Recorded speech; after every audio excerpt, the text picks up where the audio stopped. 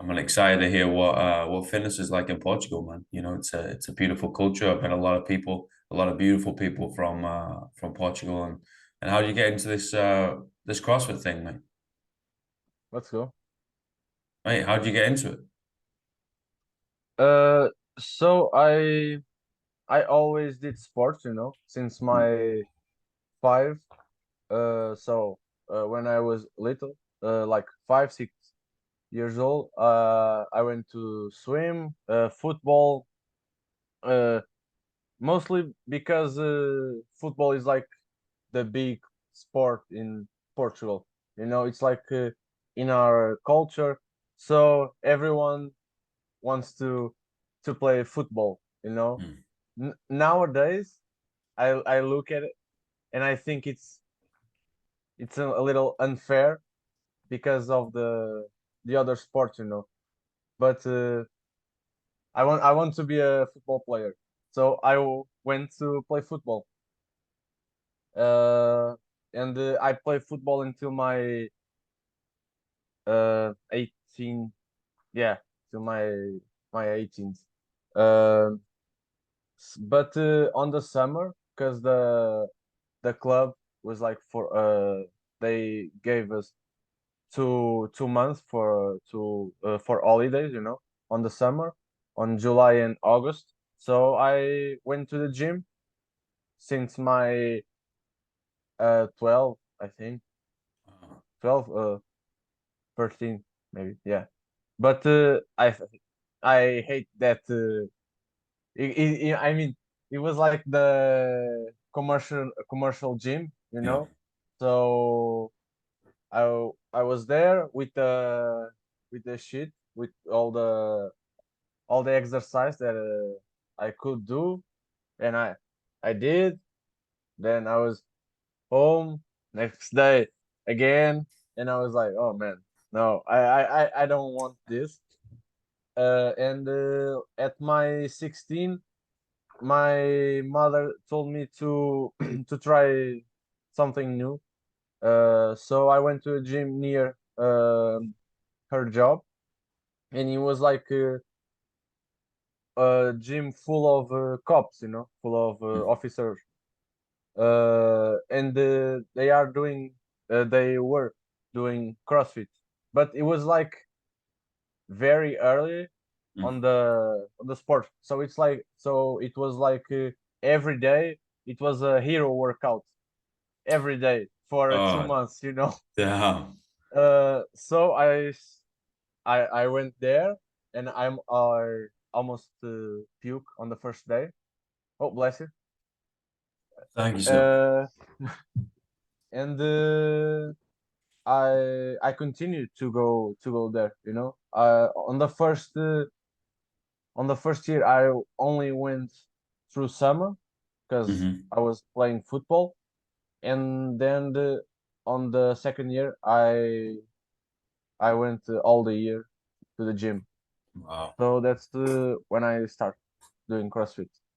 Wow. Can you remember the first hero workout that you did?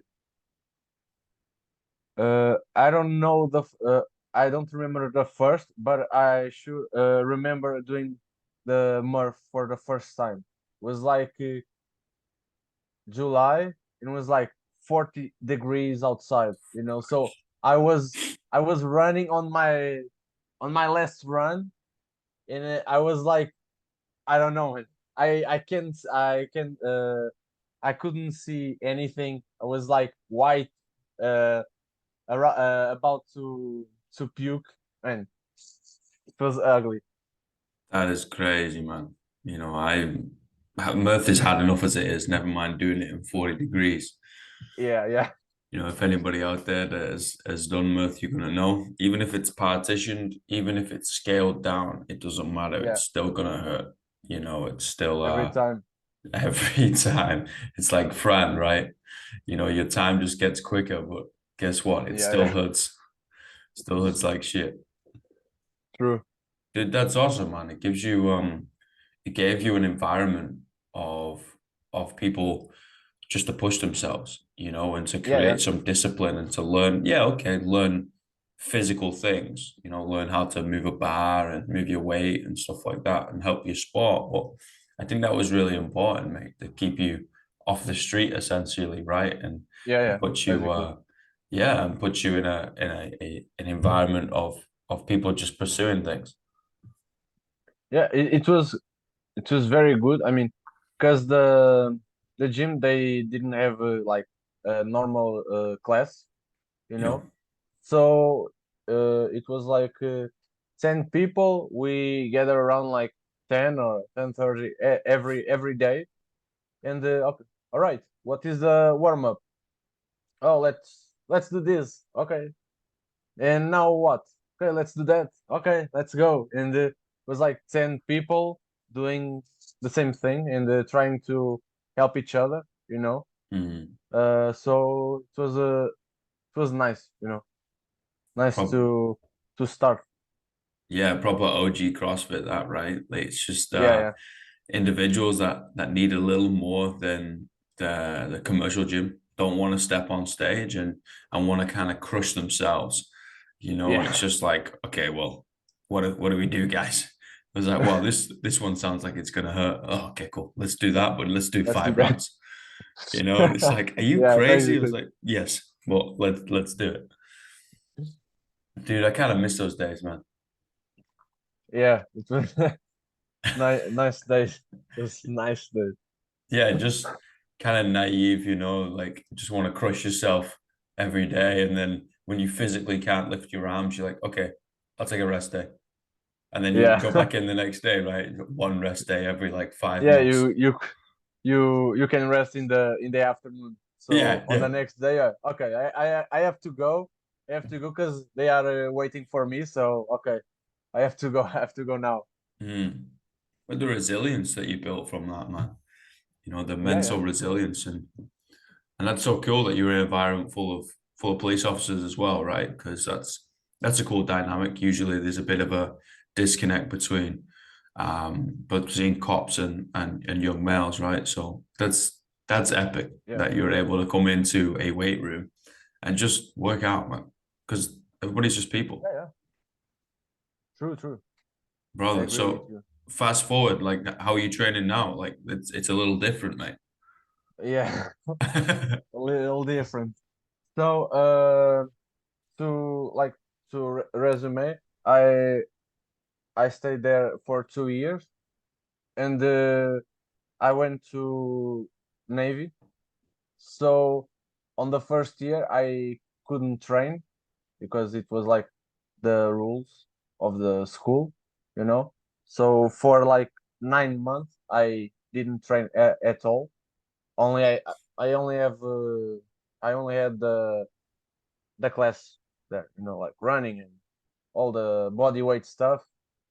Like, and then I start to retrain again. And I try to compete. I start to compete at 19. Uh, and now it's like the difference between the first competition and now, it's like it's very professional, you Mm, know. So I don't I don't leave things by change. You mm, understand? yeah. Back there, it was like, okay, I want to do workouts. I want to do workouts on the workouts every day. And now I have a coach, and if I do one workout a day, it's much, you know, uh, because I have a lot of other things that I need to work on, and I go to bed at the same time, I wake up at the same time, I eat the same thing, go to the gym at the same time, do the same thing over and over. So it's like professionalizing Mhm. the the sports, you know. That's the huge difference between then and now. Yeah, 100%, man. Like we in the coaching scene, we talk about the professionalization of coaching, right? And how do we do that? Yeah, And how do we upskill the skill and the art form and the craft and the education that people receive. So then you can also make it a living, right? And a job and a career.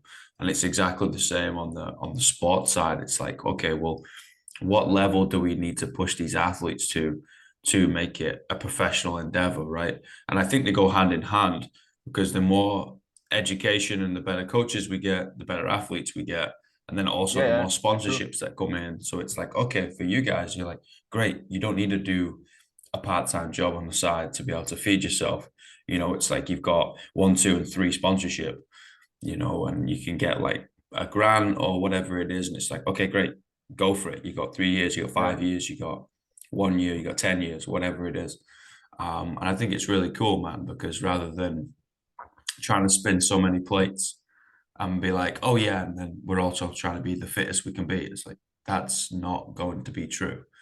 We need to fully hone in. You have to yeah, yeah, be obsessed a little bit, right?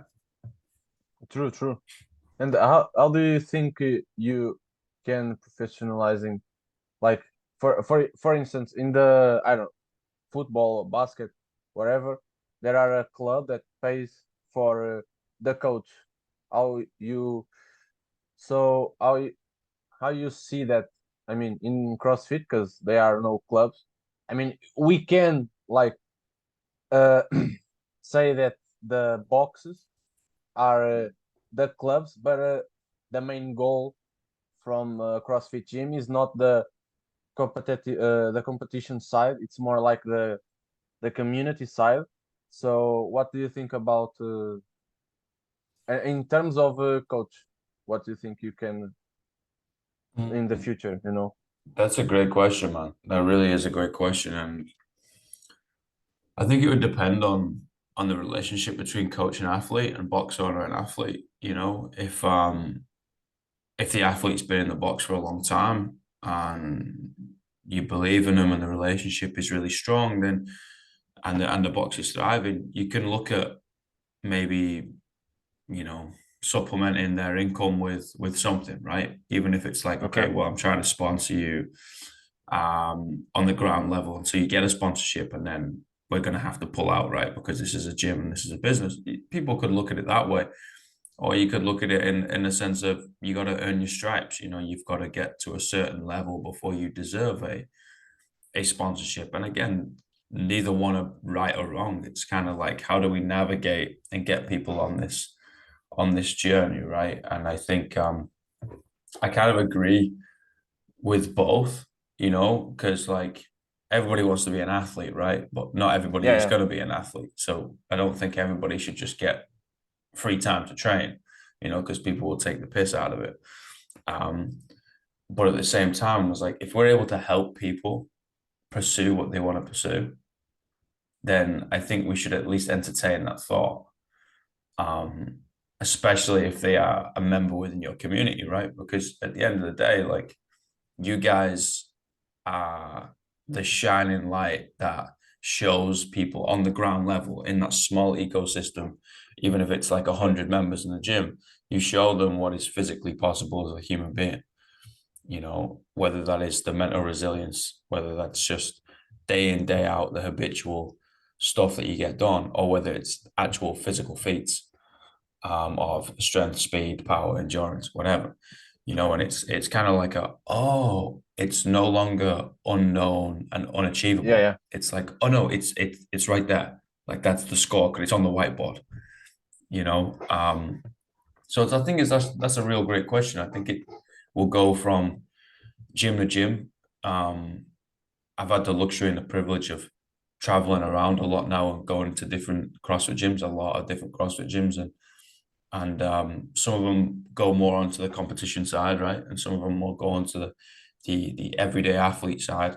And I love them both, to be honest. I think I sway more to the everyday athlete just because I don't really care who you are. I just want to help you. yeah, But at the same time, like I also love the idea of different challenges when it's all right, we're really trying to shave a second off here. We're really trying to put a kilo on the bar. I'm like, great. Like I was an athlete too. Like fantastic. We wanna try and improve human performance. because the peak of the pyramid does pull the foundation up. Is it the biggest improvement? I don't think so, but it also pulls everything up. It's like the games every year, right? People are watching it, it's getting bigger and bigger, and everyone's like, wow, what is this? And getting fired up, and then they go to the gym, right? And then it's True, our true. job Yeah, to keep them in the to help. gym. Yeah, to help, exactly. And Yeah, then yeah. they consistently start coming. But why did they start in the first place? What was the initial like penny drop moment? That was watching the games. And I think it's I think they need to work hand in hand, you know. Okay, yeah, yeah. I agree with you. Yeah. Makes all a lot of sense. Yeah, I think just entertaining different ways of doing this thing, because at the end of the day, it's just adult PE. You know, it's just kind of Yeah, it's just human beings moving around and moving yeah, objects and sweating and then giving each other high fives. So like that's the best part. The high that's fives. yeah, that's literally it. You're like, oh great, if I get a high five, it signals that this workout is over. Yeah, You yeah. know, and it's like brilliant, fantastic. I get to go home and have a coffee, right? But like entertaining different ways of doing this. Um, and just figuring it out and running with it and be like, okay, well, what would that look like? You know, and then not being afraid to be like, okay, team, like we tried something with the business for a year, 6 months, 3 years, 6 years, and be like, it's not really working anymore. We're gonna try something else. Yeah, You not know, yeah, don't like not be afraid of trying other things, you know, because the all the things they certainly they won't work all the things, but that's just part of the journey. So we can like we have 10 paths, and obviously the 10th path is not going to do the not going to be equal or do the same to us, but we have to choose and try because might as well try and fail that then not try, you know. hmm. That was my motto for last day of quarterfinals. Okay, I have to try. I have to try one more time. It's better trying than not trying. So another one. Let's go. Yeah, man, you got to just, you know, it's that famous quote of the man in the arena, right? You know, Yeah, credit goes to the man in the arena. Um, true. I think, well, I don't know for a fact because nothing in life is guaranteed, but I'm 99% sure that the people around you in the gym are going to be like, you know what? I'm proud of this guy more because he came out and gave it a go rather than just like wipe the floor, right? And was like, oh yeah, everything's fine. Or Yeah, yeah. didn't turn up, right? It was like, no, no, no. He got in there, he gave it some big licks, he threw it down. It didn't happen, it didn't happen. Great, fantastic. Give a high five anyway. You know, like that's showed people a hell of a lot more than just being perfect. True, true. I mean, I think one of the things that I'm going to say, like the I sorry, the people that go to the gym every day just for 1 hour, whatever. That I think they don't realize uh when the things are hard, you know. That's the difference. Because everyone, like if you are on your Instagram, you can check whatever guy or girl you want, and everything is going to be perfect, you know. Because that's we are going to put on our Instagram our uh victories and that stuff. You understand? Yep. So people on the gym was like, oh yeah, he hit snatch PR, so awesome, so strong. Oh, I would like to be like him. But the truth is, behind though that PR, it's a lot of failures that people just don't show on Instagram, which is normal. I agree. I'm not showing my failures either on Instagram, but I think it's for the people on the box that train with you, around you. It's cool to for them to see you fail. You understand? So they can see what comes after failing. So I miss a snatch. Okay, I'm going to do? I'm going to just kick the wall. I'm just going to take a shower and go home, take a nap. I'm just going to put more weight and try again, or what I'm going to do. And this is something that like. I like to do it every day. Not beating up for the bar or for the roll, the ski, whatever. I want to crush it. And if I'm failing, I have to go again. I have to try. I have to try. I have to try until I get what I want. So, and I think that's important for the people in the gym around, so they can like do the same with their time in the box. 100%, man, and that's just a beautiful example of what life's all about, right? Like we have to keep trying at things. Yeah, okay, sometimes we need to take the L, that lesson and the loss and move on. Because sometimes things aren't for us. But the resilience and the dedication and the time in trade within the gym, right? Of like, I missed a snatch, I missed a snatch, I missed a snatch over and over and over and over. And then you finally get it, right? That little lesson in there, just like, you've got to keep at it, you got to keep going. I think it translates over to life so beautifully, and I think that's why CrossFit's such a beautiful thing, man.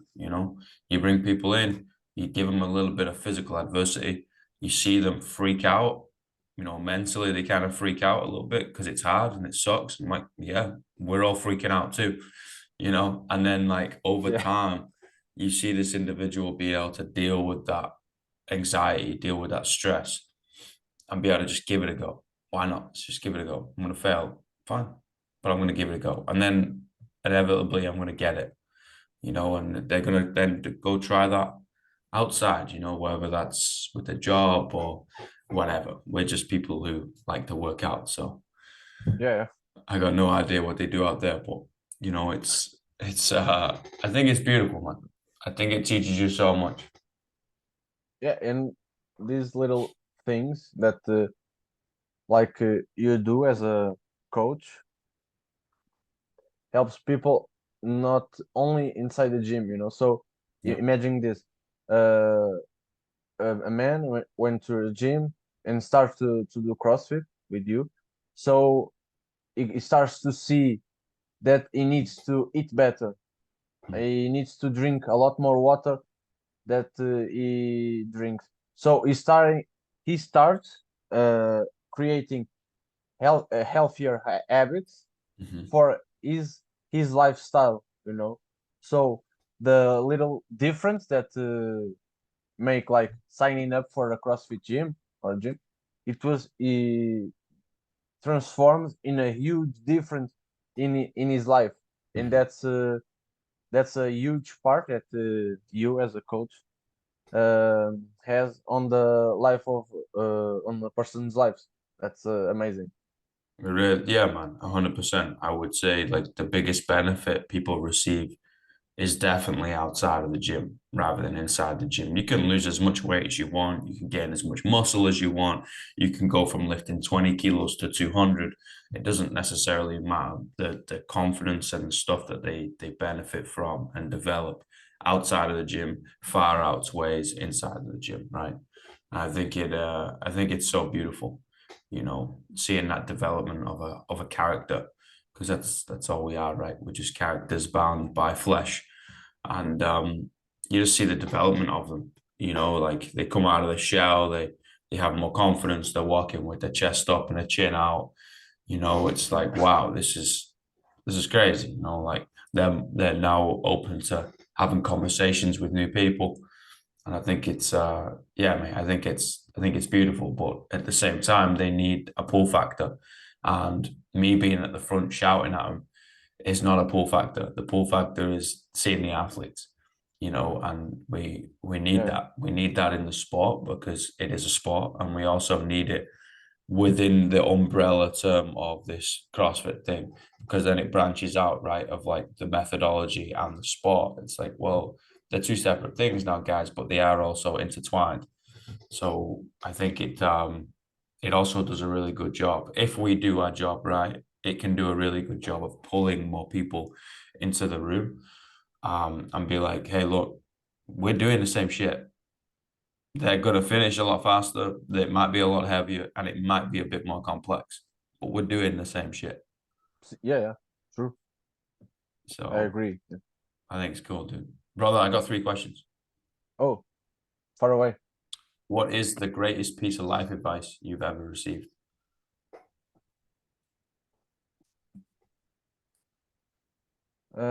This is like I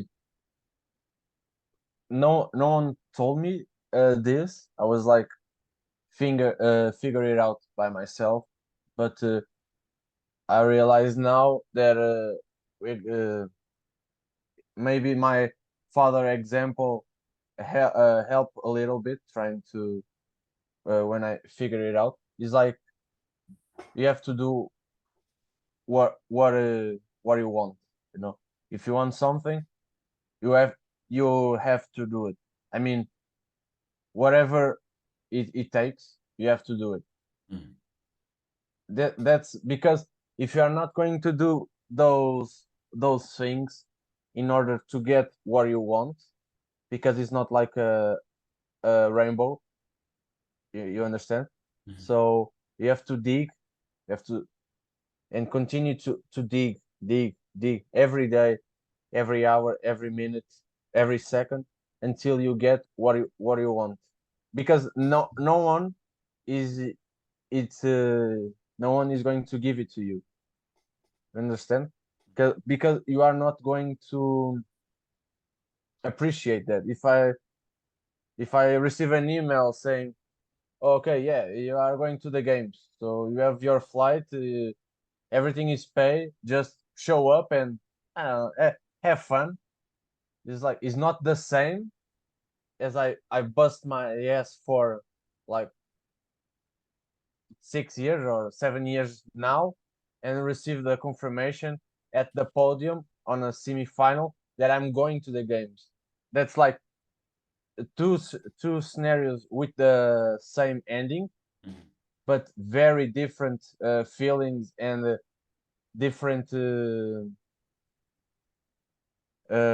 yeah feelings around it. You know, it's like you have to do what you want to do to get there. And it's 100%, like man.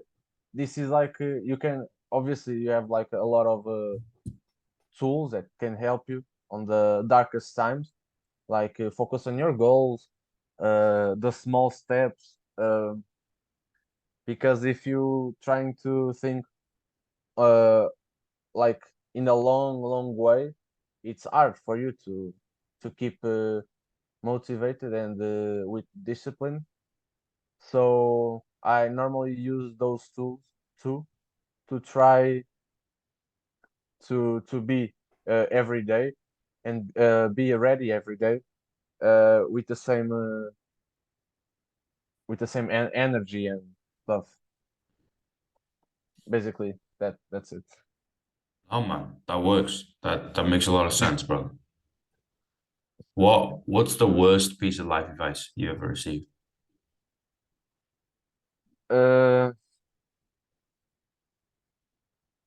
Actually, I don't know because I am a little set. I don't know how to say this, but it's like I can close my ears very, very good. Yeah.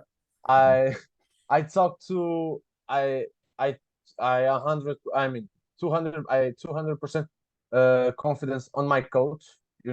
So if my coach says to me, Okay, yeah. Tomorrow you can't do the running.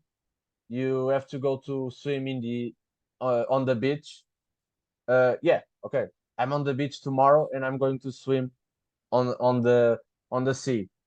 I have I I trust him completely. You know, so everything that my coach says for me, it's like rule. And I have a lot of people, like three people in my life that I truly listen to them, but the rest, it's like, oh, you should do like try this new technique on snatch, try this, try that, and I was like, yeah, yeah, uh, of course, yeah, I will try, yeah, on tomorrow I will try. So I think I am really good and not listening to what people said, you know. Mm, that's good, So dude. Block it out. yeah, yeah, That's basically, that's good. Having a little circle, have an inner circle of people that you trust their opinion and would want to hear their opinion, and everyone else, well, quite frankly, can go fuck themselves. yeah, I basically. love it. Last question, brother. What are the three words you would tell your younger self?